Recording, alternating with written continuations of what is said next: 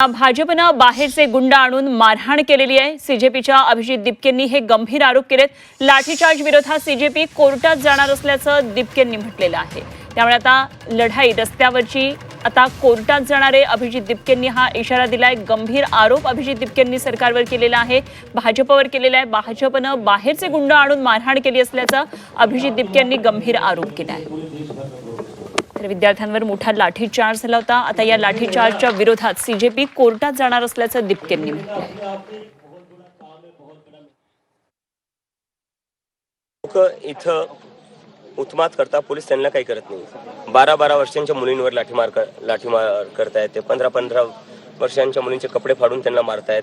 पण जे सिव्हिल ड्रेसमध्ये काही लोक दगडफेक करत होते आणि असं पाहण्यात आले की काही पोलीसवाल्यांनी सुद्धा गाड्या फोडलेल्या आहेत। तर सिव्हिल ड्रेसमधल्या पोलिसांनी गाड्या फोडल्या, त्याचे व्हिडिओ आलेले आहेत। तर पोलीस कुठं ना कुठं कॉम्प्रोमाइज आहे। पोलीस कुठं ना कुठं जे बाहेरून गुंडे येत आहेत त्यांच्यासोबत मिळून हे प्रोटेस्टला डिस्टर्ब करायचा प्रयत्न करतात।